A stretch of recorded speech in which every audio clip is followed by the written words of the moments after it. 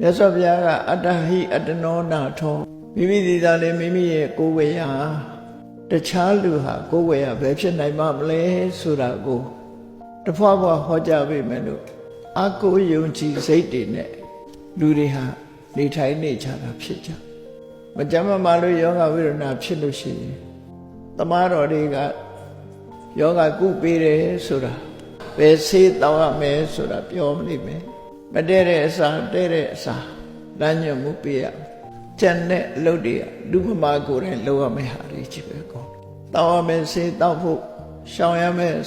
စာကိုရှောင်ဖို့စားရမယ်အစာကိုစားဖို့အနေထိုင်ရာသီဥတုကစဆင်းရဲနေဓမ္မ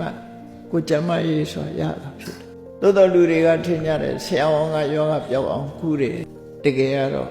ဆေးဆရာဆိုတာဆေးပဲညွှန်တာပဲလေကိုယ်တိုင်တောက်မှပြောက်တာအဲ့ဒီတိုင်းပဲဘုရားကိုကိုးကွယ်ကြတယ်တရားကိုကိုးကွယ်တယ်သံဃာကိုကိုးကွယ်တယ်ယရဏသုံးပါးကိုကိုးကွယ်တယ်ဆိုတဲ့နေရာမှာဘာကြီးရွယ်ချက်နဲ့ကိုးကွယ်တာလဲလက်လက်ပတ်လိုချင်လို့ကိုးကွယ်ရင်ကိုးကွယ်ရတော့မရောက်ဘူးဆိုလိုရင်းကဘုရားဘာကြောင့်ကိုးကွယ်တော့ဆို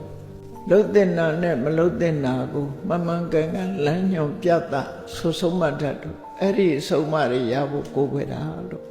ကိုးကွယ်ခြင်းအဖြစ်ဘုရားစီကအဆုံးအမတရားတော်တွေရလိမ့်မယ်